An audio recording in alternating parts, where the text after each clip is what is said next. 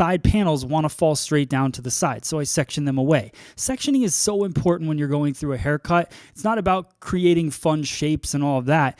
Every section that you make in a haircut should have a purpose. So I go through, those are 2 vertical rectangular panels that want to fall straight down, and we're going to use that later in the cut.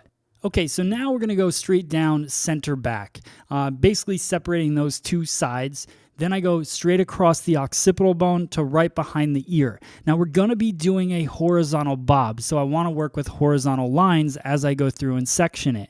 So I'm going to do that on both sides. I also like to work back and forth when I cut a bob. Talk about that a little bit. A lot of people don't cut bobs horizontally, and what I hear in a lot of classes is that they don't cut bobs horizontally because they feel like that stacks it up too much, it gets too heavy. Well, the reason that happens, and the reason I'm not going to do this entire cut horizontally, is because once you get above the occipital bone and you're cutting horizontally, your hand tends to, and I want to happen because I'm over directing the hair back, passing where you would think would be the guideline, and again, creating that square back, so just a straight line in the back, which creates that disconnection behind the ear, which you can see as I drop it right there, but then I'll go in and fine tune it and cut my line afterwards.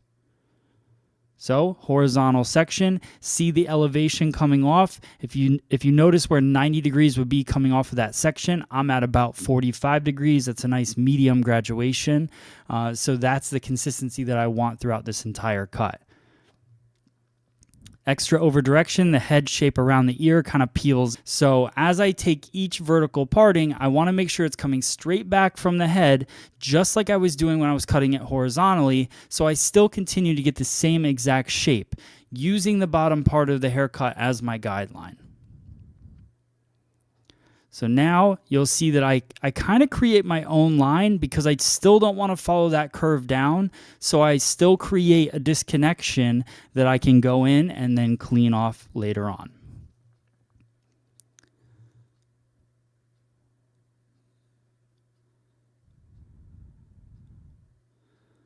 So continuing down center back, vertical parting, you can see that the very top part of that section is at about 0 degrees. So right where my fingertips are.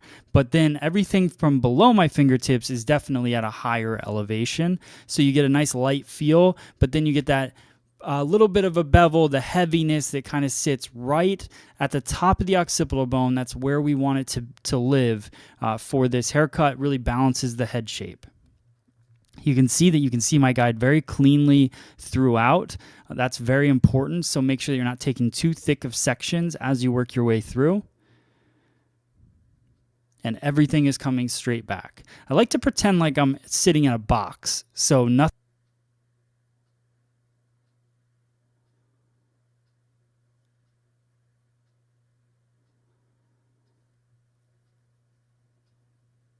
And notice that every time I move up the head shape, my elevation is shifting. So now it's higher than it was when I first started.